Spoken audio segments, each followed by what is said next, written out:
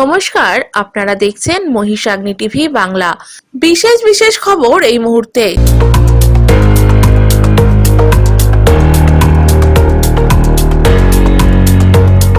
কালিয়াগঞ্জে নিতাই বৈশ্যর সমর্থনে জনসভা করতে আসছেন দীপক অধিকারী বা দেব। দলে ফিরেই চেনা মাঠে ফের ফ্রন্ট ফুটে ব্যাটিং বাবু মাস্টারের। হারোয়া সার্কাস ময়দানে নির্বাচনী সভা করতে আসছেন তৃণমূল সুপ্রিমো মমতা বন্দ্যোপাধ্যায়। তুঙ্গে শেষ মুহূর্তের প্রস্তুতি। মোফাক্কারুল ইসলামকে জেল হেফাজতে পাঠালো মালদা জেলা আদালত। বুধবার সকালে ইংরেজবাজার বিধানসভা কেন্দ্রের অন্তর্গত ইংরেজবাজার পৌরসভার 1, 2 ও 4 নম্বর ওয়ার্ডে জোর কদমে নির্বাচনী প্রচার চালান বিজেপি প্রার্থী অম্লান ভাদুরী। মালদহে এসআইআর বিরোধী আন্দোলনে মোথাবাড়ির ঘটনা সহ 12টি মামলার তদন্তের দায়িত্বভার নিল এনআইএ। অবশেষে মালদায় শুরু হলো ট্রাইব্যুনালের জন্য অফলাইনে আবেদনপত্র জমা নেওয়ার কাজ। কালিয়াগঞ্জে নিতাই বৈশ্যর সমর্থনে জনসভা করতে আসছেন দীপক অধিকারী বা দেব। 2026-এর বিধানসভা নির্বাচনে তৃণমূল কংগ্রেসের প্রার্থী নিতাই বৈশ্যর হয়ে কালিয়াগঞ্জে জনসভা করতে আসছেন ঘাটালের সাংসদ তথা বাংলা চলচ্চিত্র জগতের অভিনেতা দীপক অধিকারী বা দেব। 13 এপ্রিল কালিয়াগঞ্জ শহরের পার্বতী সুন্দরী হাই স্কুল মাঠে আসবে দেব। সেই বিষয়ে এদিন প্রশাসনকে সঙ্গে নিয়ে দলীয় নেতৃত্বরা মাঠ পরিদর্শন করেন। এই দিনে এই পরিদর্শনে উপস্থিত ছিলেন কালিয়াগঞ্জ শহরের তৃণমূল সভাপতি সুজিত সরকার, পৌরসভার পৌরপিতা বিশ্বজিৎ কুণ্ডু, প্রাক্তন পৌরপিতা রামনিবাস সাহা, কাউন্সিলর রবীন্দ্রনাথ গুহ, মনোজ সরকার, স্কুল সভাপতি দেব্রতম দাস সহ প্রমুখ। এই পার্বতীর মাঠটা আমরা পরিদর্শন করলাম, কারণ হচ্ছে আমাদের যে সাংসদ আছে অভিনায়ক দেব, সে আসবেন 13 তারিখে। আমি আপনাদের সংবাদ মাধ্যমে কালিয়াগঞ্জবাসীকে আহ্বান করি সবাই আসবেন এবং আমাদের দেবের সাংসদের মূল্যবান বক্তব্য আপনারা শুনবেন। কংগ্রেসের প্রার্থী নিতে বসুন। দলে ফিরেই চেনা মাঠে ফের ফ্রন্ট ফুটে ব্যাটিং বাবু মাস্টারের। বসিরহাট হিঙ্গলগঞ্জে ভোটের লড়াই যত এগোচ্ছে ততই রাজনৈতিক ময়দান গরম হচ্ছে। এই আবহে চেনা মাঠে ফের ফ্রন্ট ফুটে ব্যাটিং শুরু করলেন এলাকার পরিচিত মুখ ফিরোজ কামাল গাজী ওরফে বাবু মাস্টার। সোমবার তৃণমূল কংগ্রেসে যোগ দেওয়ার পরই তাকে বড় দায়িত্ব দিয়েছে দল, আর সেই দায়িত্ব কাঁধে নিয়েই সরাসরি সংগঠনের কাজে ঝাঁপিয়ে পড়েছেন তিনি। মঙ্গলবার হিঙ্গলগঞ্জ বিধানসভার বাসন্তী তলায় এক কর্মী সভা কার্যত শক্তি প্রদর্শনে পরিণত হয়। হিঙ্গলগঞ্জ বিধানসভার প্রতিটি পঞ্চায়েত এলাকা থেকে অঞ্চল সভাপতি, প্রধান, উপপ্রধান ও অন্যান্য নেতৃত্বরা উপস্থিত ছিলেন। মঞ্চে ছিলেন তৃণমূল প্রার্থী আনন্দ সরকার, হিঙ্গলগঞ্জ ব্লক তৃণমূল সভাপতি শাহিদুল্লাহ গাজী এবং তৃণমূলের হিঙ্গলগঞ্জ বিধানসভার কোঅর্ডিনেটর তথা বসিরহাট দক্ষিণের তৃণমূল প্রার্থী সুরজিৎ মিত্র বাদল। সভা থেকে স্পষ্ট বার্তা দেওয়া হয়, এই লড়াই শুধু জেতার জন্য নয়, জয়ের ব্যবধান বাড়ানোর জন্য। বাবু মাস্টারের কথায় বিরোধীরা কাকে প্রার্থী করলো তা নিয়ে তাদের বিন্দুমাত্র আগ্রহ নেই। বিজেপির প্রার্থী রেখা পাত্রকে সরাসরি নিশানা করে তিনি বলেন, ওরা কাকে আনলো সেটা তাদের বিষয়, আমরা শুধু দেখছি 2011-র মার্জিন কিভাবে বাড়ানো যায়। জয় এখানে নিশ্চিত, তার আত্মবিশ্বাসে স্পষ্ট। সংগঠনকে চাঙ্গা করে ভোট যুদ্ধে নামার রূপরেখা ইতিমধ্যেই তৈরি। অন্যদিকে প্রার্থী আনন্দ সরকার গলাতেও আত্মবিশ্বাসী সুর। তিনি মনে করেন, একদিকে অভিজ্ঞ সংগঠক শাহিদুল্লাহ গাজী, অন্যদিকে মাঠ চেনা নেতা বাবু মাস্টার। এই জুটি হিঙ্গলগঞ্জে তৃণমূলের লড়াইকে আরো মজবুত করবে। আনন্দের কথায় এই বিধানসভা ওনার হাতের তালুর মতো চেনা, তাই এই মাঠে খেলতে কোনো অসুবিধা হবে না। সভায় কৌশলগত দিক নিয়েও বিস্তারিত আলোচনা হয়। বুথ ভিত্তিক সংগঠন মজবুত করা, ভোটারদের সঙ্গে সরাসরি যোগাযোগ বাড়ানো এবং বিরোধীদের প্রচারের মোকাবিলায় কিভাবে এগোতে হবে সবকিছু নিয়েই নির্দেশ দেওয়া হয় কর্মীদের।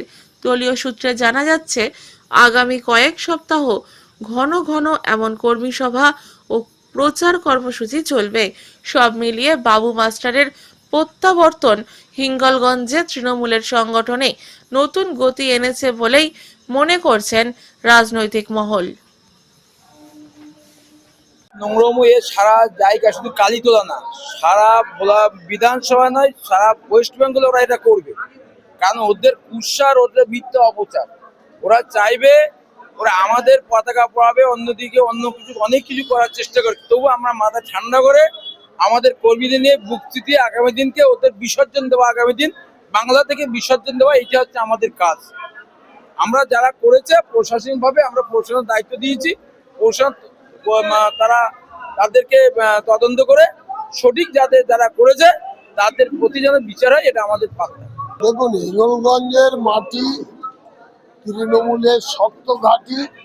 আমার ডাইনে এবং বায়ে যে নেতৃত্ব আছেন তাদের চেনা মাঠ, চেনা ক্যাপ্টেন, তাদের এই বিধানসভার ভোট পরিচালনা করার ক্ষেত্রে কোনো রকম অসুবিধা আছে বলে আমার মনে হয় না।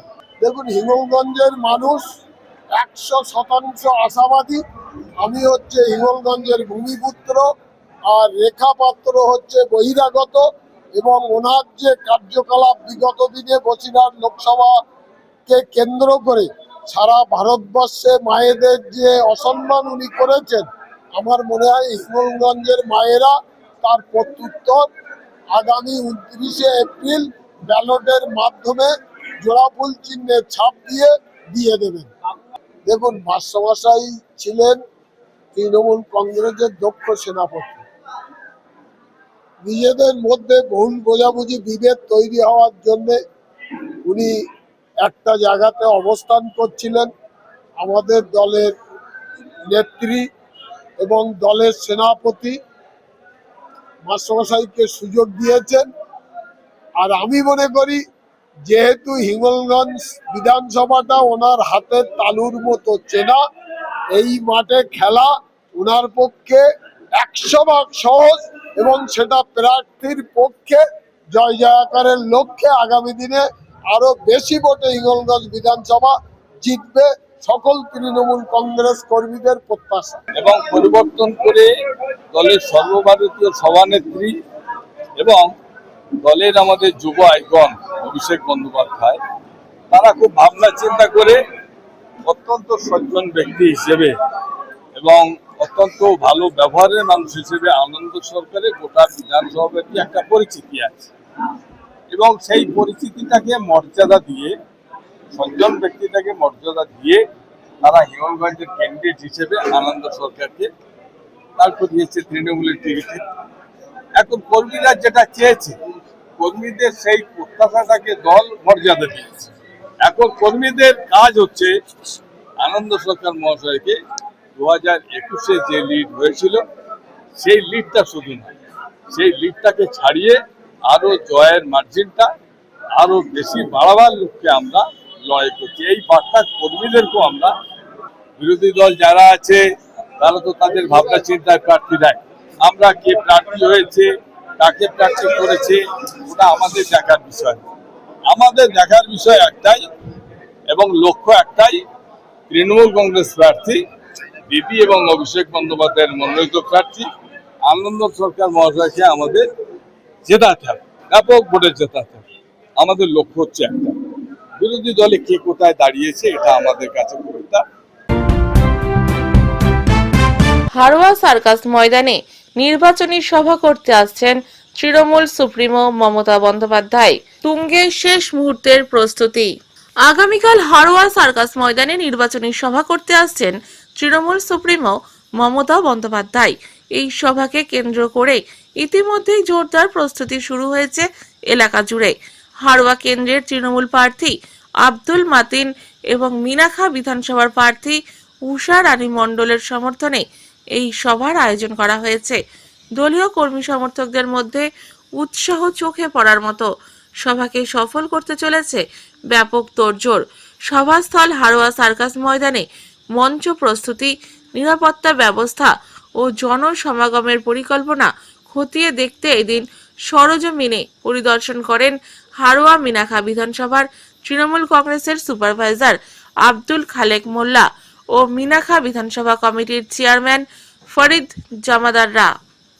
সভাস্থল হারোয়া সার্কাস ময়দানে মঞ্চ প্রস্তুতি, নিরাপত্তা ব্যবস্থা ও জনসমাগমের পরিকল্পনা খতিয়ে দেখতে এদিন সরজমিনে পরিদর্শন করেন হারোয়া মিনাখা বিধানসভার তৃণমূল কংগ্রেসের সুপারভাইজার আব্দুল খালেক মোল্লা ও মিনাখা বিধানসভা কমিটির চেয়ারম্যান ফরিদ জমাদাররা।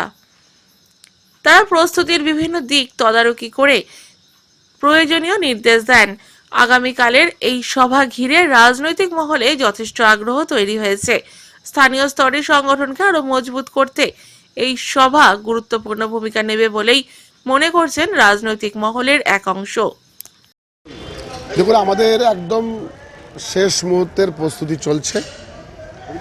সর্বভারতীয় সভানেত্রী মমতা বন্দ্যোপাধ্যায়ের আগামীকাল হারোয়া ঐতিহাসিক সার্কাস ময়দানে দুটো বিধানসভার নির্বাচনী জনসভা, একদিকে হারোয়া, অপরদিকে মিনাখা। বেলা 10:30 হারোয়া সার্কাস ময়দানে দিদি আসবেন। মানুষের বিশ্বাস, উচ্ছ্বাস, আবেগ, বিশেষ করে আমাদের মহিলা দিদিভাই যারা আছেন বাংলার জননীতিকে দেখার জন্য উপচে পড়া ভিড়। আমরা যে এখনো পর্যন্ত আমাদের কাছে ইঙ্গিত, বাংলার মুখ্যমন্ত্রী মমতা বন্দ্যোপাধ্যায়, সভানেত্রী মমতা বন্দ্যোপাধ্যায়, যিনি 96 থেকে 100-র কাছাকাছি প্রকল্প দিচ্ছেন, সেই নেত্রী, দেশনেত্রী, তিনি আসবেন হারোয়া সার্কাস মানে অতি কাছে থেকে দেখার উৎসাহ, মানুষের মধ্যে যে আবেগ, সেটা চোখে পড়ার মতন। আর কয়েক ঘন্টার মধ্যেই আমাদের মাঠে আসবে।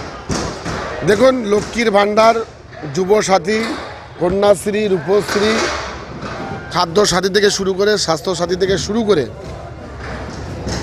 প্রতিটি ঘরে, বাঙালির ঘরে, 10 কোটি মানুষের ঘরে আমাদের নেত্রী মমতা বন্দ্যোপাধ্যায় তিনি উন্নয়ন পৌঁছে দিয়েছেন। এটা মানুষের অত্যন্ত আবেগ। আজ কেন্দ্রে বিজেপি সরকার যেভাবে হিন্দু মুসলিম সাম্প্রদায়িকের বীজ ছড়াচ্ছে, আমরা হারোয়া মিনাখা বিধানসভার মানুষ, আবাল বিদ্যা বনিতা 8 থেকে 80 সকলেই দেশনেত্রী মমতা বন্দ্যোপাধ্যায়ের পাশে থাকবেন। এখান থেকে বার্তা নিশ্চিত করে দেবেন সম্প্রীতিকে বজায় রাখা, অক্ষুণ্ণ রাখা, যে কোনো প্রবঞ্চনায় পা দেবেন না। বিজেপি নামক যে নির্বাচন কমিশন থেকে শুরু করে যারা মানুষের জীবন নিয়ে, ভোটার নিয়ে যে নোংরা রাজনীতি করছে, তার যোগ্য জবাব দিদি এখানে মানুষকে একটা নির্দেশ দেবেন। এই হারোয়ার মাটি পবিত্র ভূমি, মিনাখার পবিত্র ভূমিতে দাঁড়িয়ে দিদি আসবেন। এটা আমাদের কাছে অনেক পাওয়া। প্রত্যন্ত এলাকার সুন্দরবন লাগোয়া মানুষের জনজোয়ার বইবে এবং আমাদের অভিষেক বন্দ্যোপাধ্যায়, আমাদের সেনাপতি, তার আবেগ, আমরা তার সৈনিক। আমাদের সেই দেখানো পথে এবং দিদির উন্নয়নের পথে আগামী নির্বাচনে হারোয়া মিনাখার মানুষ উজাড় করে শুধু সময়ের অপেক্ষায়, ভোট দেওয়ার অপেক্ষায়। মোফাক্কারুল ইসলামকে জেল হেফাজতে পাঠালো মালদা জেলা আদালত। মোফাক্কারুলকে হেফাজতে নিতে মালদা জেলা আদালতে আবেদন করল না এনআইএ। জেল হেফাজতে পাঠালো মালদা জেলা আদালত। 17 এপ্রিল এই মামলার শুনানি। মোফাক্কারুল ইসলাম বলেন, ভোটারদের নাম যতক্ষণ না নথিভুক্ত করা হচ্ছে ততক্ষণ আন্দোলন চলবে। এনআইএ পাঠাক আর সিবিআই পাঠাক, তদন্তে আইনের সহযোগিতা করব। আমি সুজাপুরে ছিলাম, কিন্তু মোথাবাড়ি তো আমাকে অভিযুক্ত বানিয়েছে। আমি এই আন্দোলনকে উঠিয়ে দিতে সহযোগিতা করেছিলাম। পুলিশের সাথে কথা হয়েছিল। অতিরিক্ত জেলা শাসক ঘটনাস্থলে ছিলেন, সব জানেন।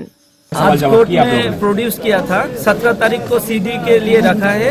नेक्स्ट डेट 17 तारीख को फिर उसका हियरिंग होगा। हम लोग हियरिंग करेंगे क्योंकि आज सीडी अवेलेबल नहीं था, इसलिए हियरिंग सुना, बट सुन के वो जो सीडी देखेगा इन्वेस्टिगेशन पार्ट में क्या है वो नहीं देख पाए, इसलिए 17 तारीख नेक्स्ट डेट को हियरिंग होगा। एनआईए की अपील किया था उन लोग हिरासत में लेने के लिए। एनआईए कोई तो मैं अभी फॉरवर्डिंग में या कोई रिक्वेस्ट ऐसा मैं रिकॉर्ड में नहीं देखा। अभी वो वेस्ट बंगाल पुलिस का जो केस है कलियाचक PS 462T 2026 वही केस में प्रोड्यूस हुआ और वही केस में उसको 17 तारीख तक अभी जेसी में रखा है। 17 तारीख को कॉल फॉर नेक्स्ट डेट 17/4 को हियरिंग होगा। 17 को है। अभी तक एनआईए ने कोई दाखिल नहीं किया। अभी हम लोग LCR में नहीं देखा, एनआईए का कोई एप्लीकेशन है। রাজ্যের সাধারণ মানুষ আন্দোলন চলবে।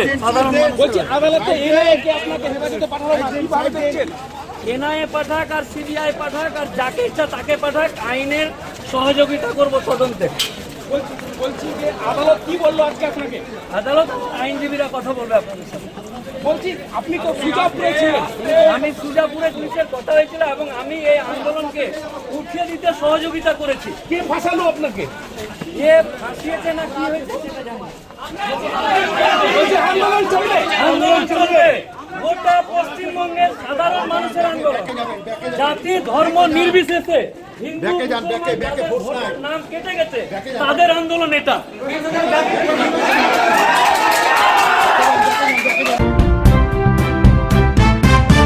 বুধবার সকালে ইংরেজবাজার বিধানসভা কেন্দ্রের অন্তর্গত ইংরেজবাজার পৌরসভার 1, 2 ও 4 নম্বর ওয়ার্ডে জোর কদমে নির্বাচনী প্রচার চালান বিজেপি প্রার্থী অম্লান ভাদুরী। মাধবনগর, বিশ্বনাথ মোড়, রামনগর কাচারি, 2 নম্বর গভর্নমেন্ট কলোনি সহ একাধিক এলাকায় কর্মী সমর্থকদের নিয়ে জনসংযোগে নামেন তিনি। সকাল 9টা নাগাদ 1 নম্বর ওয়ার্ডে জগদীশপুর এলাকা থেকে মিছিলের মাধ্যমে প্রচার শুরু হয়। এরপর বিভিন্ন এলাকায় ঘুরে সাধারণ মানুষের সঙ্গে কথা বলেন এবং তাদের সমর্থন চান। প্রচারের সময় উন্নয়নের প্রতিশ্রুতি তুলে ধরে ভোট প্রার্থনা করেন অম্লান ভাদুরী। তিনি জানান, নির্বাচিত হলে ঘরে ঘরে বিশুদ্ধ পানীয় জল পৌঁছে দেওয়া, শহরের যানজট সমস্যা নিরসন এবং আরও একাধিক উন্নয়নমূলক প্রকল্প বাস্তবায়নের উদ্যোগ নেওয়া হবে। বিজেপি প্রার্থীর এই প্রচার কর্মসূচিকে ঘিরে এলাকায় কর্মী সমর্থকদের উপস্থিতি ছিল চোখে পড়ার মতো। মালদহে এসআইআর বিরোধী আন্দোলনে মোথাবাড়ির ঘটনা সহ 12টি মামলার তদন্তের দায়িত্বভার নিল এনআইএ। মালদহে এসআইআর বিরোধী আন্দোলনে মোথাবাড়ির ঘটনা সহ 12টি মামলার তদন্তের দায়িত্বভার নিল এনআইএ। 12টি মামলায় ধৃত 41 জনকে আজ এনআইএর হাতে তুলে দেওয়া হচ্ছে। এই জন্য অন্যতম অভিযুক্ত মোফাক্কেরুল ইসলাম সহ ধৃতদের আজ দুপুরে আনা হলো মালদা জেলা আদালতে। এর মধ্যে রয়েছেন মোথাবাড়ি বিধানসভার আইএসএফ মনোনীত প্রার্থী শাহজাহান আলী কাদুরি। কড়া নিরাপত্তার মধ্যে আজ ধৃতদের আনা হয় মালদা জেলা আদালতে। সূত্রের খবর, এনআইএ যে 12টি মামলার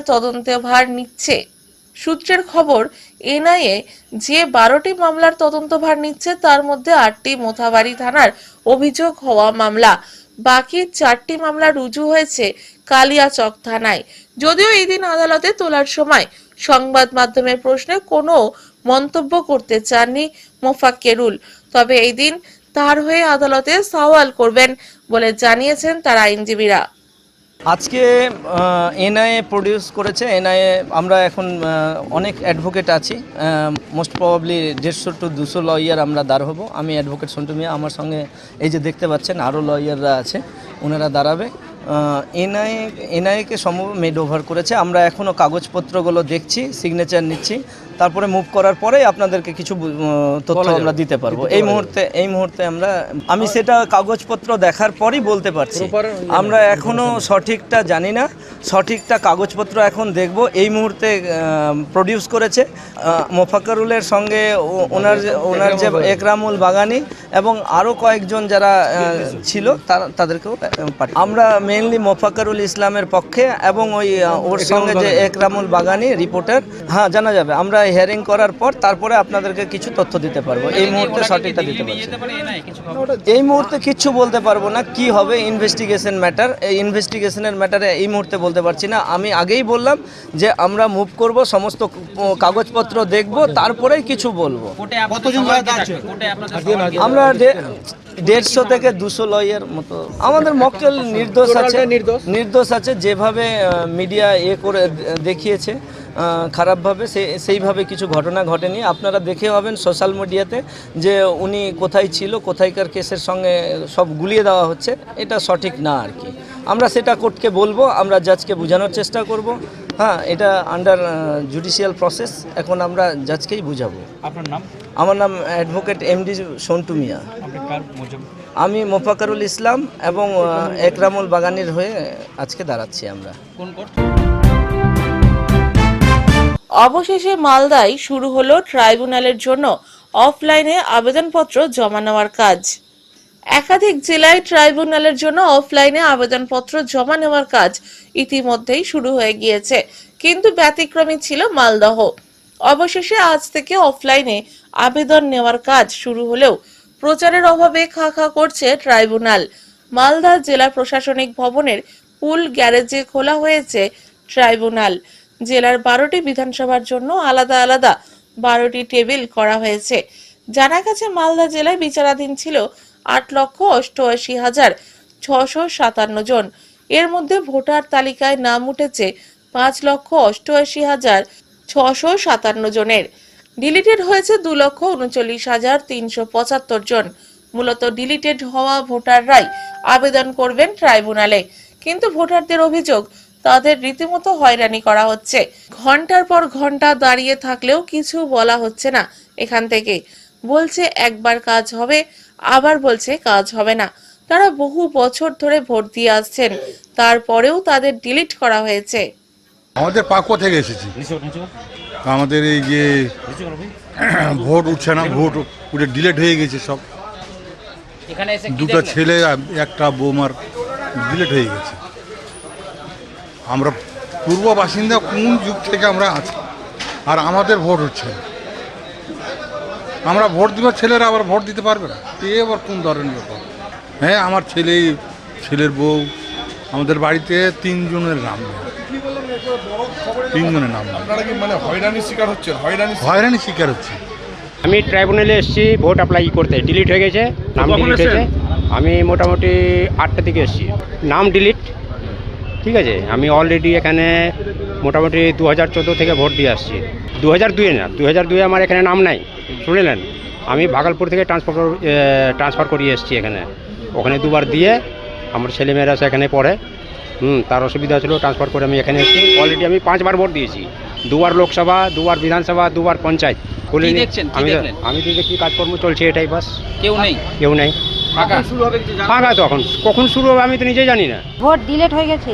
হ্যাঁ, নাম ডিলিট হয়েছে। হ্যাঁ, নাম ডিলিট হয়ে গেছে। আপনি কোথায় এসেছেন এখন? এখন মালদা আসি করতে। আপনার বাড়ি কোথায়? আমার বাড়ি চাচল থানায়। কোথায়? ওই ভেবা বিধানপুর। এখানে এসেছিলাম, আমার ভোটার কার্ডের মানে ভোটার লিস্ট থেকে নামটা বাতিল হয়ে গেছে, ডিলিট হয়ে গেছে। 2002 নাম ছিল আপনার? আমার 2002 ভোট দিয়েছি। কীভাবে কী করলো না করলো, আমরা তো ফর্ম ফিল আপ করে তো জমা করেছি। আমার বাড়ির ফ্যামিলি সবার এসছে, শুধু আমারটাই বাদ হয়ে গেছে। ছেলে মেয়ে, আমার বোন, মানে প্রত্যেকেরই নাম উঠেছে, শুধু আমারটাই ডিলিট হয়েছে। হিয়ারিংয়ে ডাক পড়েছিল? হ্যাঁ, হিয়ারিংয়ে ডাক পড়েছিলাম, গিয়েছিলাম, আবার দিয়েছি। ভোট দিয়েছেন? এখানে কিছু নিল না, আধার কার্ড আর ভোটার কার্ড। কি বললো? আর মোবাইল নাম্বার। কি বললো এখান থেকে? বললো করে দিলাম, কয়েকদিন পর আপনার মেসেজ যাবে। এবং আমাদের ভোটার লিস্টে ডিলিট লেখাটা চলে এসেছে। আমরা এখন কিভাবে যেন লিস্টে নাম আসে, আমরা ভোট দিতে পারি, আমরা তারই জন্য এখানে এসেছি। আমরা আশাপুর থেকে এসেছি। চাচলে দেখলেন এখানে এখন কাজ শুরু হয়েছে? এখানে এখনো কাজ শুরু হয়নি, আমাদের এখান থেকে ঢুকতে দিচ্ছে না। এখানে আমাদের বলছে যে এখনো কিছু ব্যবস্থা হয়নি, হবে, কাল থেকে হবে বলছে। যে এখনো শুরু হয়নি, আজকেও হতে পারে, আবার নাও হতে পারে, কিন্তু কালকে হবে, ওটা সঠিকভাবে বলছে না।